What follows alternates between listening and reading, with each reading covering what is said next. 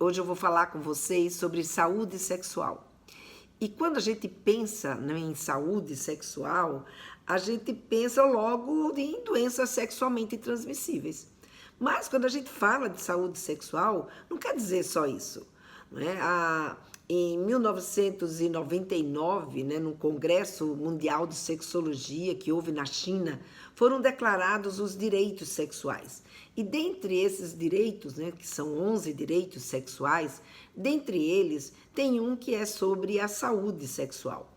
E esse direito, ele diz exatamente o seguinte: o cuidado com a saúde sexual deveria estar disponível para a prevenção e tratamento de todos os problemas sexuais, entre eles também as preocupações e as desordens, né?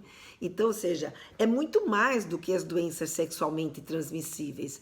Aqui a gente está falando do bem-estar com a nossa sexualidade. E quando a gente fala sobre isso, levando em consideração o adolescente, né, que é a minha preocupação, que é o meu estudo, né, o porquê de eu estar aqui e de fazer todo esse trabalho com as mães, é para a gente olhar para a sexualidade dos nossos adolescentes e a gente perceber que tem nesse convívio com eles, né, tantas coisas acontecendo que precisam do nosso olhar, que é exatamente por isso que eu estou aqui. Para a gente olhar para a saúde sexual deles e começar a perceber, nossa, tudo isso está acontecendo com o adolescente, porque quando a gente olha para um adolescente, a gente pensa, não tem problema sexual, né? Só que eles têm. E a gente precisa, né, estar atento, porque quando chega a puberdade, ou seja, é um pelo que nasce, é um seio que cresce, a menstruação que chega, a ejaculação que começa a acontecer, o pênis que começa a crescer, enfim, são tantas coisas que estão ali acontecendo que não falta é preocupação dos nossos meninos e das nossas meninas com a sua sexualidade. E é uma coisa muito interessante. E porque muitas vezes a gente, como adulto, que já passou dessa fase da adolescência, né, a gente esquece como é que foi para a gente conviver com tantas mudanças que estavam acontecendo naquele momento. E aí parece que não, mas o fato dessa criança ou desse adolescente, ele não saber lidar com aquela determinada mudança que está acontecendo com o corpo dele, isso afeta diretamente o quê? A sua autoestima, o seu bem-estar. E ao afetar o seu bem-estar, você está afetando diretamente a sua saúde sexual. Mas não para por aí não, né? Porque a saúde sexual ela está ligada a também a forma como a gente exerce a nossa sexualidade. Como é que a gente está convivendo com essa nossa sexualidade? E aí, gente, quando o nosso adolescente começa a sentir todas essas sensações, e não só quando ele é adolescente não, hein? Porque tem coisas que vão se refletir no comportamento sexual do adolescente e que já começou isso lá desde o começo, que são as chamadas disfunções sexuais. Quando a gente olha para as disfunções sexuais que acontecem e você vai tentar entender, né? E como é que eu diria? Descobrir por quê que essa disfunção está acontecendo. A gente vai ver que tem tudo muito a ver com a educação sexual que a nossa criança e o nosso adolescente recebeu. Por isso, não é à toa que esse ano, né, o Dia Mundial da Saúde Sexual está usando como lema exatamente educação sexual para todos e para todas, para que como uma ponte para a saúde sexual. Então, é através dessa educação, como a gente vai ver daqui a pouco, que nós podemos, né, fazer acontecer um desenvolvimento da sexualidade da nossa criança e do nosso adolescente de uma forma saudável e, ao mesmo tempo, ajudá-los a lidar de tal forma quando eles chegam na adolescência que eles não desenvolvam problemas sexuais. Então, é sobre isso que eu resolvi falar hoje, trazer aqui para vocês, não apenas falar de doenças sexualmente transmissíveis, porque as doenças sexualmente transmissíveis, que também é um outro fato importante, e a gente precisa, sim, estar alerta a ela e alertar os nossos filhos sobre ela, mas esse já é um conteúdo que vocês encontram com mais facilidade. De qualquer forma, qualquer hora dessa, eu também vou trazer as doenças aqui para a gente conversar. Mas hoje, especialmente, eu queria conversar sobre essas disfunções sexuais e fazer a gente entender, no nosso papel de pai, no nosso papel de mãe, como que a gente pode ajudar os nossos filhos a desenvolver uma sexualidade que ele possa lidar com ela sem cair, né, em nenhuma dessas tormentas, né, das disfunções sexuais. Então, para começar, eu queria trazer aqui para vocês as disfunções sexuais femininas. Então, dentro das disfunções sexuais femininas, o que a gente vai observar? A gente vai observar a falta de desejo. Deixa eu só ver aqui que a Marcela colocou um comentário. Nós pais mesmos já colocamos o tabu do sexo em nossa família. Exatamente, Marcela. Você vai ver aqui, quando eu trouxer as disfunções sexuais, que a gente vai ver que muitas dessas disfunções sexuais, elas estão ligadas exatamente ao quê? A forma como a gente vê a nossa vida sexual, a forma como a gente vê o sexo, né? Como a gente lida com a nossa sexualidade. E quem mais ajuda a gente a aprender sobre isso são os nossos pais. É dentro da nossa casa, né? Então, a falta de desejo sexual, por exemplo. A falta de desejo sexual foi uma das disfunções sexuais mais recentes, né? Que foi descoberta pela Helen Kaplan. Ela foi quem identificou essa questão da falta do desejo sexual. Porque o desejo sexual, ele é algo que a gente muitas vezes confunde com o tesão. Da gente estar com vontade, né, de fazer sexo. E o desejo sexual, ele é antes do tesão. Ele é uma predisposição que a gente tem para a nossa vida sexual. Então, por exemplo, a mulher, ela tem um organismo que a deixa menos predisposta para o sexo do que, por exemplo, o homem. O homem, ele tem circulando, né, entre os seus hormônios, com muito gás, né, com muita intensidade, a testosterona. Já a mulher, ela tem um pouco de testosterona, mas o que controla o humor dela e o desejo dela vai estar exatamente ligado aos hormônios femininos, que são o estrógeno e a progesterona. E dependendo do momento do ciclo dessa mulher, ela tem em determinados momentos que ela está menos predisposta para esse sexo. O que não quer dizer que porque fisiologicamente ela não está predisposta para o sexo, isso não quer dizer que ela não venha a ficar com disposição para fazer sexo com alguém. Claro que ela fica. Então, a gente tem um estímulo, a gente tem um desejo basal, ou seja, um desejo que ele vai além dessa nossa questão fisiológica, que faz com que a gente, sim, eu tenho desejo de fazer sexo. Eu posso não estar com tesão, nem excitada nesse momento, mas fazer sexo é uma coisa que me agrada. Então, é isso que a Helen Kaplan chama de desejo sexual. E a gente vai encontrar pessoas que não têm esse desejo sexual. Ela não tem vontade de fazer sexo. Sexo é uma coisa que não consta na sua lista e que ela tem muita dificuldade, mesmo quando estimulada, mesmo quando alguém busca, né, fazer sexo com ela não consegue fazer sexo.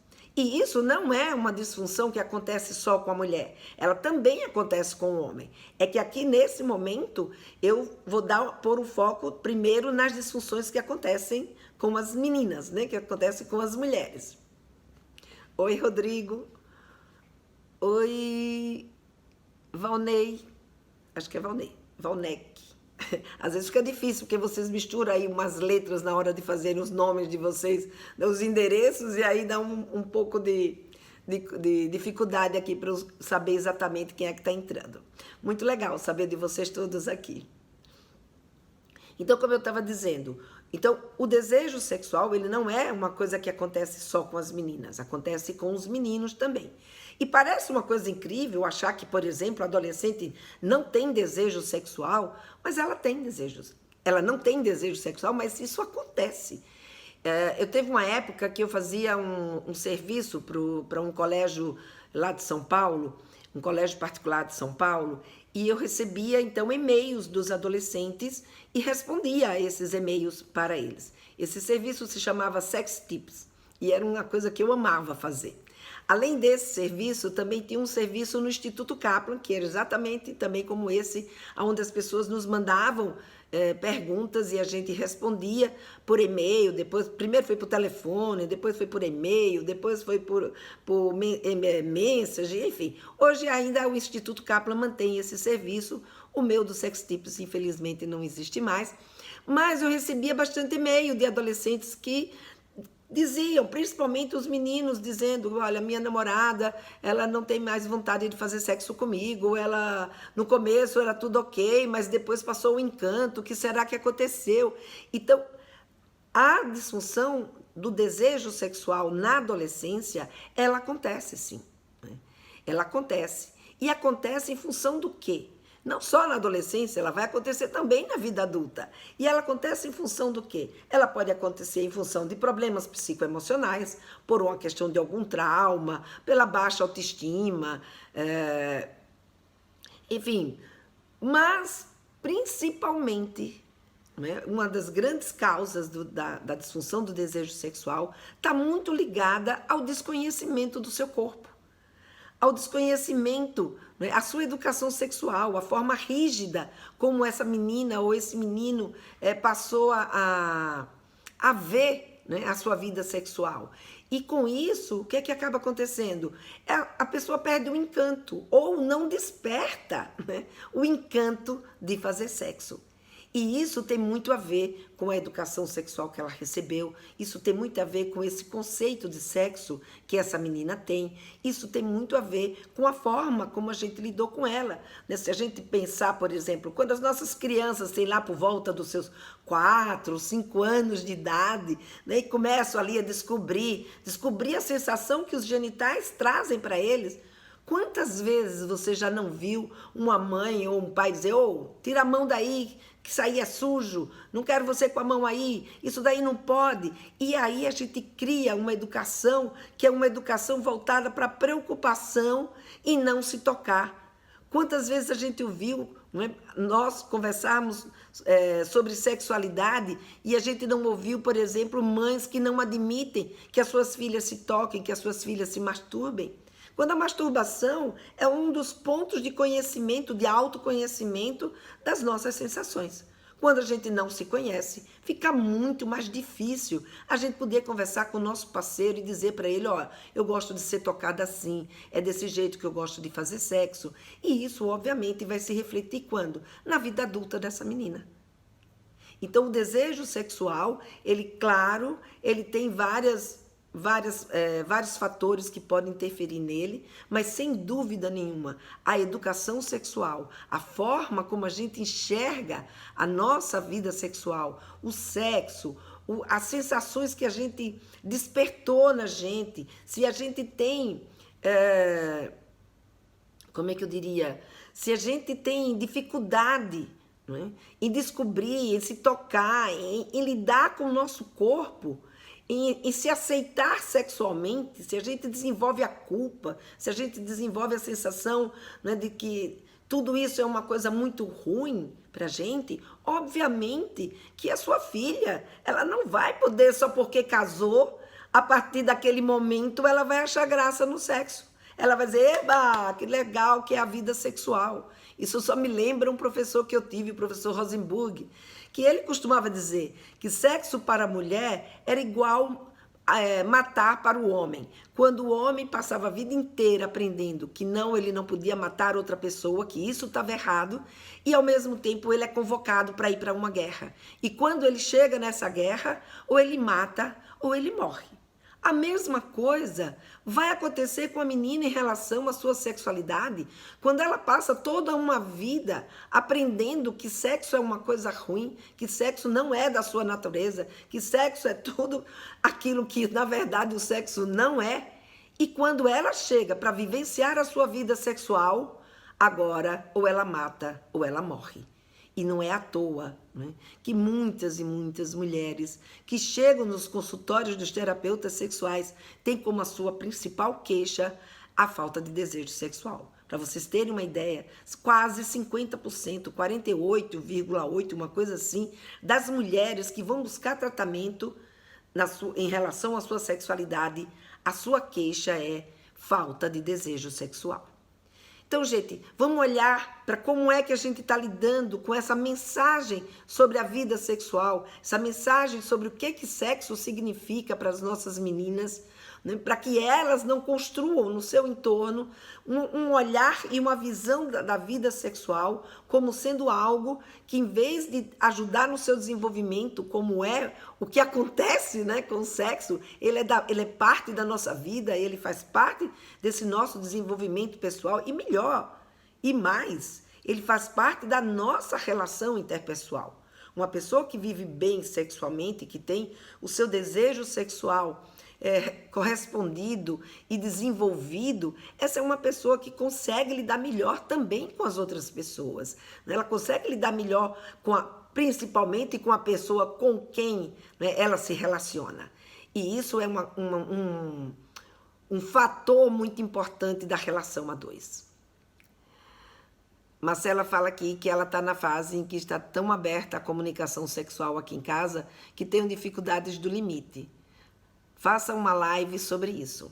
Farei sobre o oposto, né? Agora, como colocar os limites. É que tudo na vida precisa ser equilibrado, né? Mas a gente fala já sobre isso um pouquinho, tá? Mas no final. Deixa eu dar continuidade aqui, né, no que eu estava falando para eu não me perder e depois a gente conversa um pouco sobre isso. Uma outra disfunção sexual comum de acontecer é o vaginismo, ou dispareunia, como também é chamado. O que é a dispareunia? Ou o vaginismo? Ela é uma dor que a mulher sente na hora que o homem tenta fazer a penetração. Essa dor, ela é uma dor que não é uma dor qualquer, não é porque doeu uma vez a mulher já tem dispareunia, não. Ela tem dispareunia quando isso é uma coisa recorrente, a ponto de impedir que ela tenha um relacionamento sexual com seu parceiro. Então, nesse sentido, é que a gente vai, então, chamar de vaginismo, ou seja, ela não permite a penetração. Tem meninas que vai no exame ginecológico e ela não consegue nem sequer permitir que a ginecologista consiga fazer o seu exame. Isso a gente chama de vaginismo, ou seja, é uma contratura, né? Uma contração forte da musculatura vaginal, né? Que vai fazer com que da musculatura perineal, desculpe, né, não é da vagina, é do períneo, mas que está no entorno da vagina, que vai se contrair e ela não vai permitir que haja essa penetração. Então, vejam, quando isso acontece, a relação sexual não consegue acontecer. E, obviamente, como já dizia Kaplan, à medida que você vai vivenciando experiências, que são experiências que faz com que você... são experiências traumáticas, experiências desagradáveis, que você fica com uma imagem, né, da vida sexual como uma coisa desconfortável, uma coisa que só te faz sofrer. Qual que é a tendência? A tendência é que a gente não queira repetir. A gente só tem tendência a querer repetir aquilo que nos dá prazer. Então, quando aquela situação nos dá prazer, então, aí sim a gente repete. Quando não dá prazer, a tendência da gente é querer se esquivar, é querer que aquilo não aconteça. E o vaginismo vai fazer isso acontecer. Fazer com que as mulheres, elas, sabe, não queiram fazer sexo, porque dói, porque machuca, porque é muito ruim. Então, isso precisa de um tratamento. Obviamente que as causas do vaginismo também estão ligadas a traumas, principalmente como o abuso sexual, que é um trauma muito sério, né? Está ligado também à questão de sentimento de medo, de culpa, de não conseguir, de fato, se entregar, não conseguir, de fato, se envolver com aquele tipo de relacionamento, né?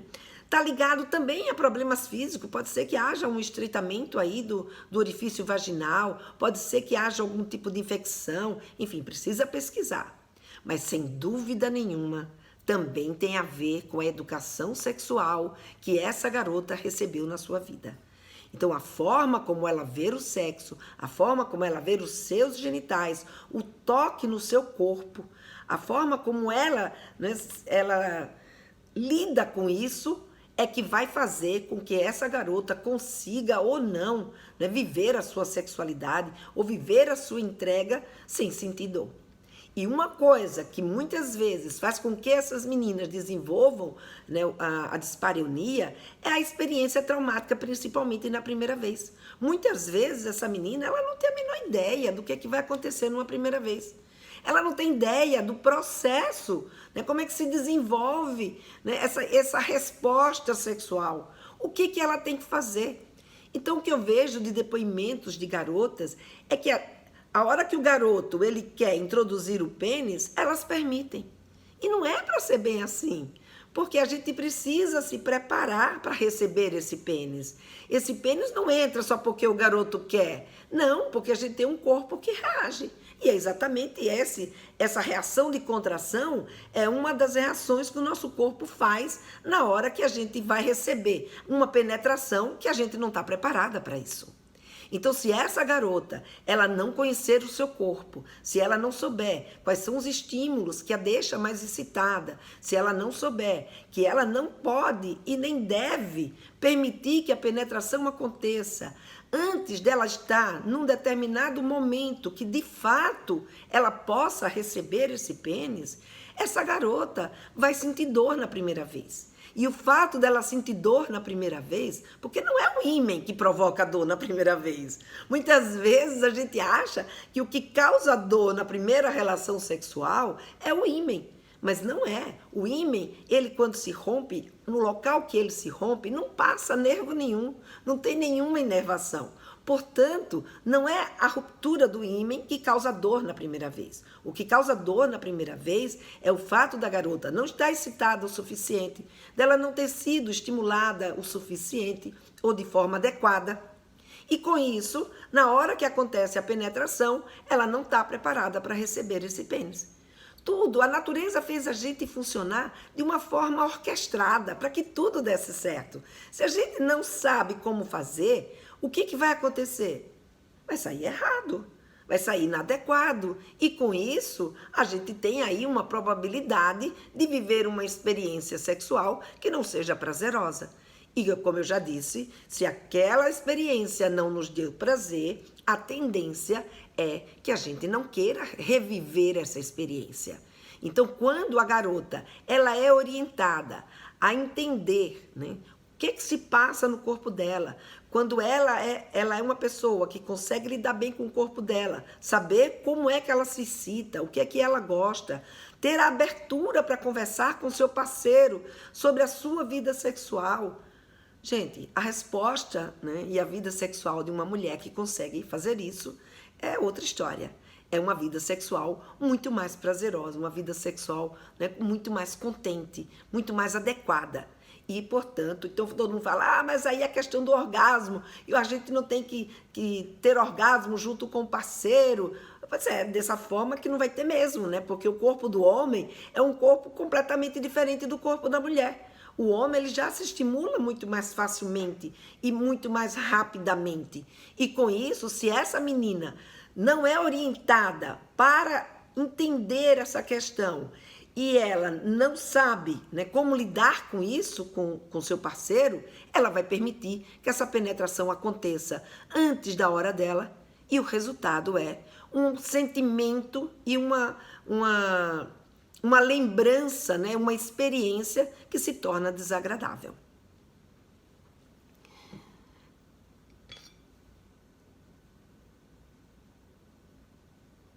E como a Marcela está colocando aqui, são muito poucas as meninas que têm a oportunidade de dividir isso com os pais. Daí porque eu estou aqui com vocês para a gente aumentar, né? Aumentar o número de pais que chegam mais próximo, porque o que a gente vê? Que aquela mãe que está mais próxima de sua filha, que consegue conversar com ela, que consegue orientá-la, não fazer como a minha mãe, né? Porque na época da minha mãe, tadinha, ela não podia nem ouvir a palavra sexo, que ela já ficava vermelha, quanto mais conversar com a gente. Mas hoje a gente dispõe de um momento mais livre, de um momento mais liberal. Então hoje, quando eu me casei, eu costumo contar que quando eu me casei, a grande educação sexual que a minha mãe me deu antes do meu casamento foi dizer: minha filha, o seu marido é um homem muito vaidoso. cuide muito bem das golas das camisas dele. Ou seja, sobre sexo, ela não entendeu, não me explicou absolutamente nada. Mas ela me fez uma educação sexual? Fez. Ela me mostrou que o papel de mulher era cuidar do seu marido. Essa foi a educação sexual que eu recebi para lidar, né, com o meu casamento. Então você veja, como eu, muitas meninas, ainda hoje, porque embora eu hoje já seja avó e vocês, como mães de adolescentes, já tenham vivido momentos onde a sexualidade já estava, né, muito mais liberada, porque vocês têm provavelmente a idade dos meus filhos, o que a gente vai ver é que mesmo assim, eu estou vendo nas minhas redes sociais, eu vejo nos meus grupos, mães que não sabem ainda como lidar com essa sexualidade e que não conseguem chegar perto da sua filha, não conseguem conversar sobre os seus sentimentos. O que é que ela está sentindo? Como é que ela está se vendo? O que é que ela quer na vida dela? E esse se chegar junto, sabe, é o que é de melhor. Foi a coisa mais importante que eu fiz na minha vida, na minha relação com a minha filha e com meu filho. Foi chegar junto, foi conversar sobre sexualidade, foi saber, né, da vida deles.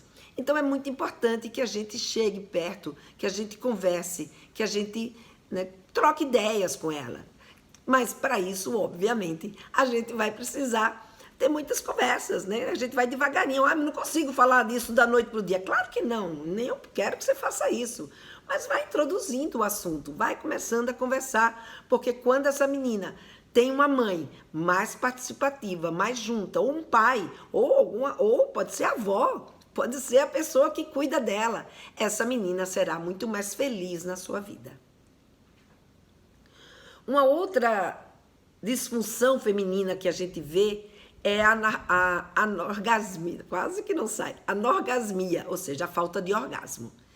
Então, a falta de orgasmo, ela está diretamente ligada aí. A gente vai ver que tem também problemas psicoemocionais, a gente vai ver que tem fatores, né, ligados à necessidade da pessoa controlar tudo que está acontecendo no seu entorno, de não conseguir, né, fazer essa entrega. E o que é o sexo, né?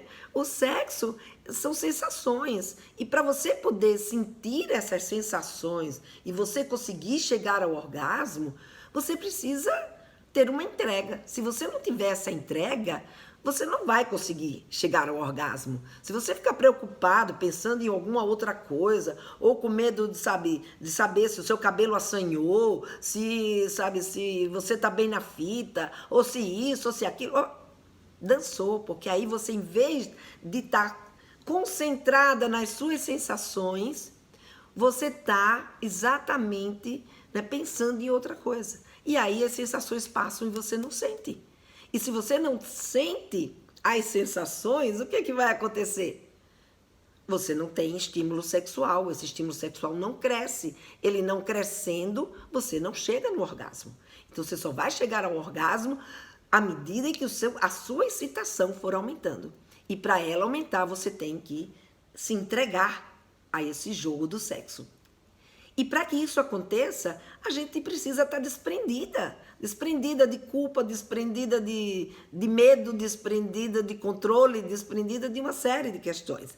E se essa menina, ela recebe uma educação sexual, que é uma educação sexual muito rígida, uma educação sexual muito travada, aonde não a permite, né, sentir prazer, o que vai acontecer? Essa menina não vai chegar ao orgasmo.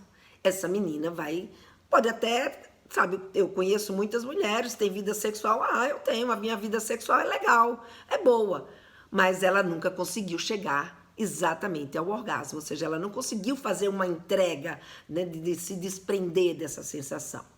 Então, é importante, primeiro, que essa menina conheça seu corpo, segundo, que essa menina saiba como é que ela se estimula sexualmente, que ela entenda todo esse processo do desenvolvimento, né, dos estímulos sexuais, do processo de resposta sexual, para que ela possa, de fato, lidar com isso e, ao mesmo tempo, que ela consiga, através disso, ter essa entrega. Então, quando essa menina ela está bem adequadamente excitada, ou seja, que ela está bem lubrificada, que ela atingiu um nível de preparo para receber esse pênis adequado, essa garota vai conseguir ter uma relação sexual que vai ser proveitosa para ela, proveitosa para o casal, ou seja, que todo mundo vai ser feliz, né? E não são só as mulheres que têm disfunção sexual, né? Os homens também têm disfunção sexual. E as disfunções masculinas mais comuns vai ser exatamente o quê? A falta de desejo também. Tudo aquilo que eu falei para a menina também se aplica ao menino. Então, o menino também vai sentir falta de desejo se ele tiver uma educação sexual que ela como é que diz?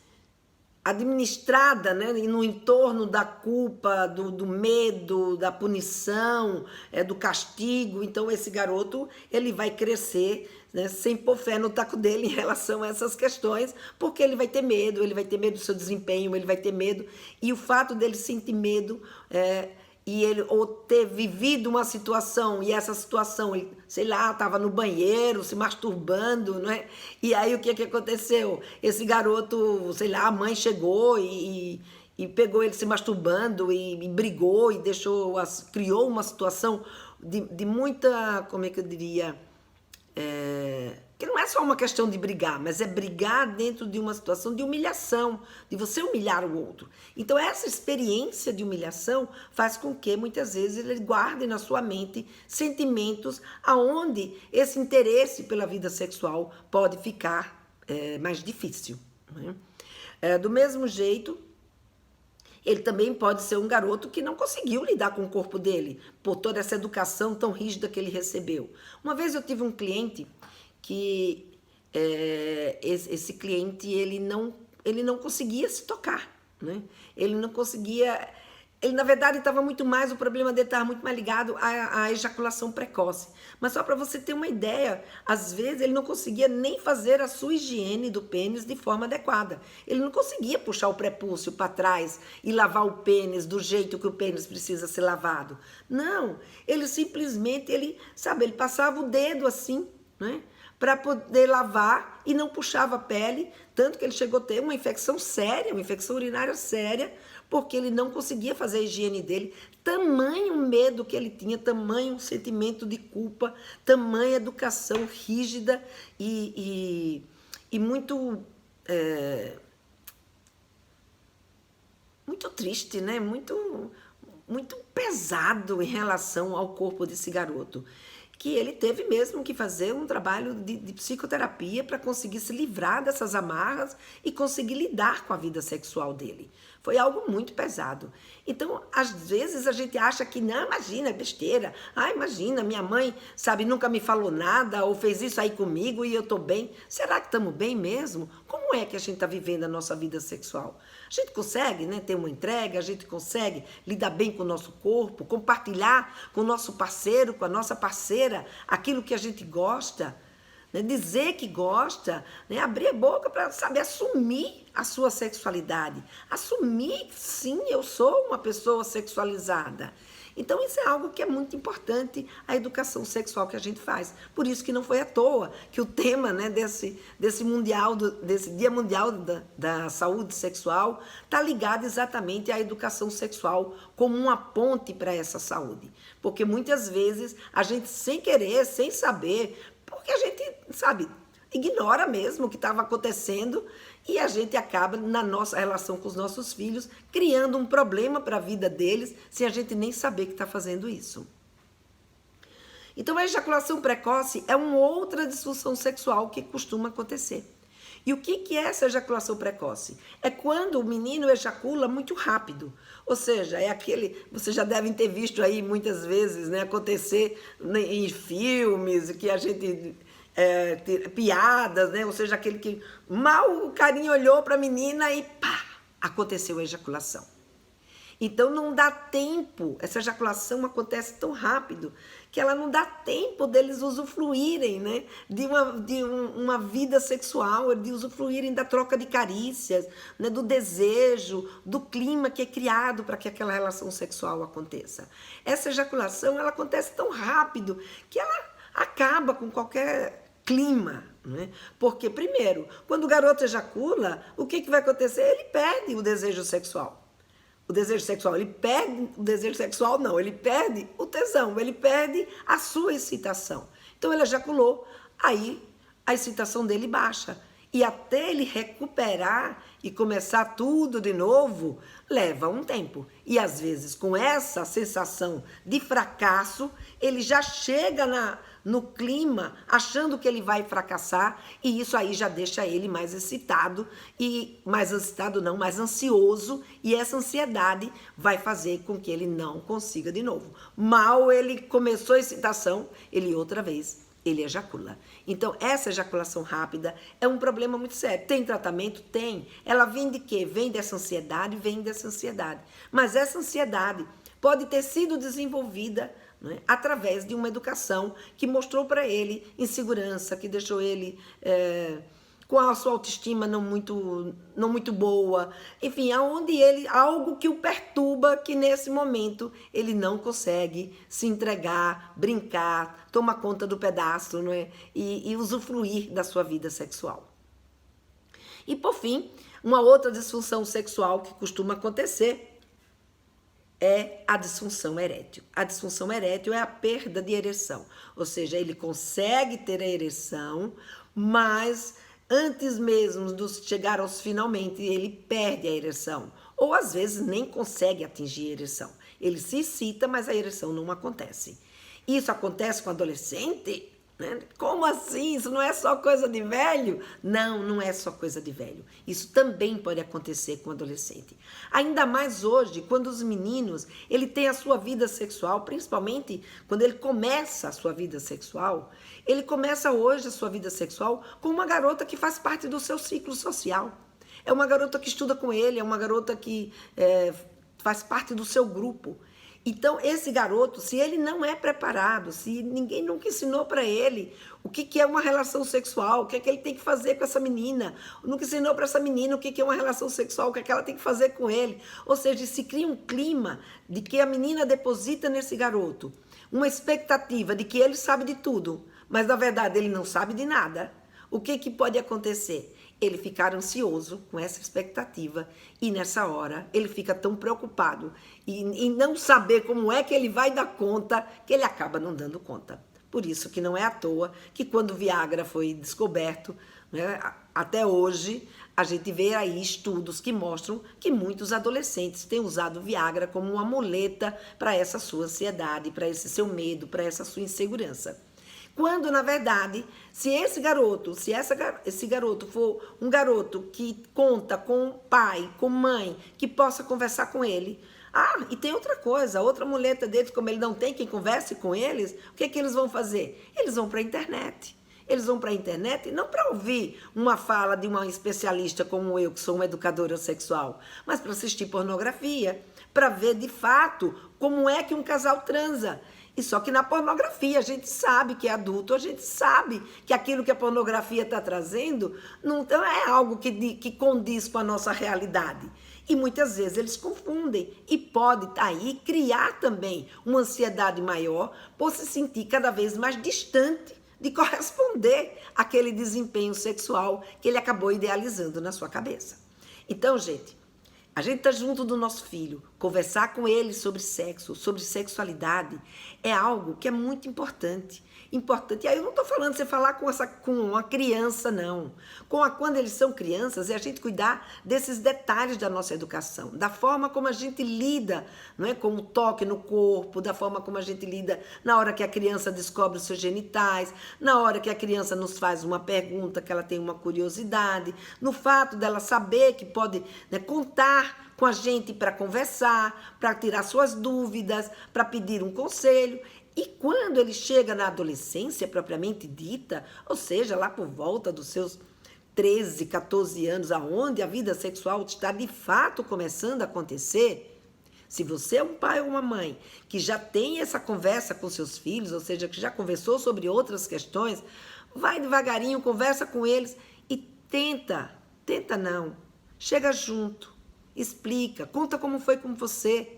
E conta como está sendo, e pergunta como está sendo para ele. Dessa forma, a gente vai se chegando, a gente vai podendo ajudá-los e a gente vai poder, de fato, preparar os nossos filhos para viver uma vida sexual, não é? Através um relacionamento saudável, através de um relacionamento despojado, de um relacionamento, né, sem culpa, sem pressão, sem ansiedade. É isso que a gente quer para os nossos filhos. Então essa é a mensagem, né, que eu queria trazer hoje no Dia Mundial da Saúde Sexual, para que a gente olhe para essa vida sexual como algo, né, que de fato faz bem para a gente, faz bem também para os nossos filhos. Desde que eles sejam bem orientados, desde que eles contem com vocês, eu tenho certeza que a vida sexual deles será responsável e feliz. E se alguém quiser fazer uma pergunta aqui, eu estou aberta aqui para responder. E enquanto vocês vão falando, eu vou conversar um pouquinho aqui com a Marcela, que a Marcela colocou, né, pedindo para fazer uma live sobre a questão de colocar limites. Eu não sei, talvez até dê uma live, eu vou pensar nesse sentido, viu, Marcela? Mas eu já te adianto aqui uma questão. Os limites são umas coisas que a gente tem que definir, né?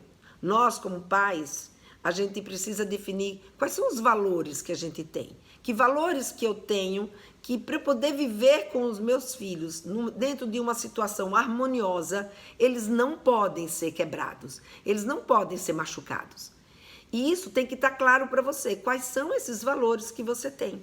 E esses valores e essa conversa precisa ser colocado na mesa, né? A gente precisa conversar e deixar claro. Por exemplo, se você é uma mãe que você permite que o seu filho leve a namorada em casa ou permite que a sua filha leve o namorado em casa, mas você não quer que isso aconteça todo dia, porque afinal de contas o namorado dela ou a namorada dele não é sua filha e nem seu filho, portanto vai invadir a sua privacidade. Então você tem todo o direito de conversar com seu filho ou com a sua filha e de estabelecer os seus limites. Olha, o meu limite é esse. Tudo bem, quer trazer o seu namorado em casa, você traz, mas traz do tipo, traz no sábado, mas não traz no domingo, ou não traz na sexta-feira, ou não traz durante o dia de semana. Você estabelece qual é o dia que você quer que ela leve, ou que ele pode levar a sua namorada na sua casa. Fora disso, mostre para ele. Isso invade a minha privacidade, qual é a sua necessidade. Porque quando a gente fala das nossas necessidades, que a gente não está colocando limite só porque eu sou ruim. Não, é porque eu acredito em determinadas coisas e essas coisas que eu acredito, elas me fazem bem. Ela que faz com que eu conviva de uma forma harmoniosa com você. E se eu for agredida nesse meu jeito de ver a vida, né? Nesse meu jeito de conviver com a vida, ou seja, se eu tenho um namorado da minha filha todo dia dentro da minha casa e tirando a minha liberdade, o que vai acontecer? Eu vou ficar irritada.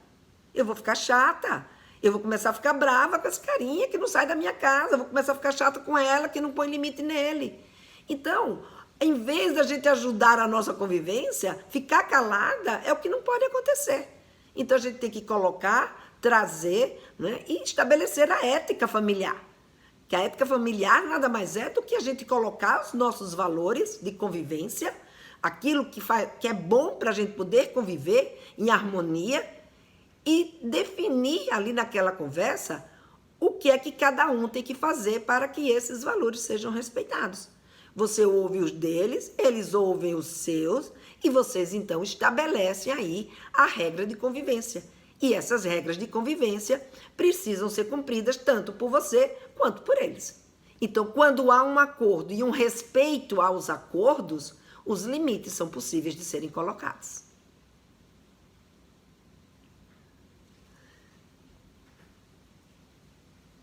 Alguém quer fazer mais alguma pergunta em relação ao que eu trouxe aqui para vocês hoje sobre as disfunções sexuais?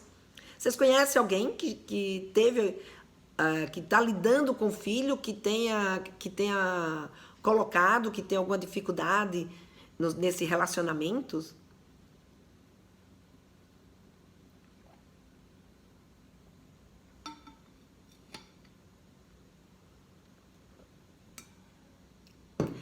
Bom, então se vocês não têm perguntas, eu quero agradecer mais uma vez a participação de vocês aqui na minha live e eu fiquei muito feliz de estar aqui hoje falando sobre esse tema saúde sexual e trazendo principalmente O sexual em relação ao nosso desempenho sexual, à nossa vida sexual.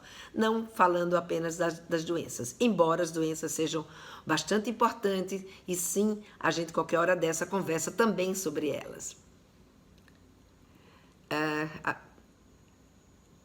Lena, o vaginismo pode ser totalmente curado? Sim, o vaginismo pode ser curado. Claro, depende das causas do vaginismo, mas você fazendo um tratamento de vaginismo, a resposta é uma das disfunções que se tem melhor resposta, né, é o vaginismo. Então, sim, você pode procurar ajuda. A pessoa que está com vaginismo pode procurar ajuda com um terapeuta sexual, e elas têm tido uma das disfunções com melhor resultado é o vaginismo. Tem alguém aqui solicitando ouvir o vídeo. Esse vídeo eu vou editar ele, né? Eu tiro aqui um pouquinho dos cortes, mas só besteirinha. E amanhã ele vai estar sendo publicado no YouTube e no Facebook, tá? Então, quem não teve a oportunidade de assistir ele por inteiro, essa minha aula de hoje por inteiro, dá para assistir essa aula essa semana, que eu vou colocar ele amanhã. Eu acredito que o meu suporte já vai estar colocando no Face e no YouTube. Mais alguma pergunta que vocês queiram fazer? A Nilma colocou aqui, com certeza, as regras e acordos são necessários para um bom relacionamento familiar. Exatamente, Nilma. É isso daí. A gente, quando consegue conversar com os nossos filhos e colocar de peito aberto, não é, aquilo que a gente está sentindo, como é que a gente se sente e por quê, a razão, né, daquilo que a gente está falando, é muito mais compreensível, fica tudo muito mais fácil, né? A vida fica menos complicada. Fica um mar de rosas? Não, mar de rosas não. Nós somos seres humanos e nem sempre conseguimos lidar com tudo, muito menos eles, né? Mas ajuda muito nas relações e faz principalmente com que a gente consiga se entender melhor. A gente fale uma linguagem única, ou seja, se um dia eu falo uma coisa, no outro dia eu falo outra, confunde a cabeça do nosso adolescente e da nossa criança. Então é importante que a gente tenha essa clareza. O que de fato nós queremos para ele? O que para nós é importante para que eu possa conviver bem com meu filho e com a minha filha? E agora, com o tema que eu trouxe hoje, começa também a refletir o que para nós, né, o que para nós não, o que para eles também é importante para que eles possam viver a sua sexualidade de uma forma saudável, de uma forma feliz, de uma forma do jeito que o deixa feliz. E não aquilo que nos deixa feliz, né? Porque tem uma diferença muito grande aí. Aí muitas vezes a gente sofre porque a vida sexual dos nossos filhos não está acontecendo exatamente do jeito que a gente gostaria que acontecesse. Mas vamos conversando mais sobre esses assuntos e na próxima live eu aviso para vocês. Gente, próxima semana eu vou estar no congresso sobre sexualidade, lá em Natal.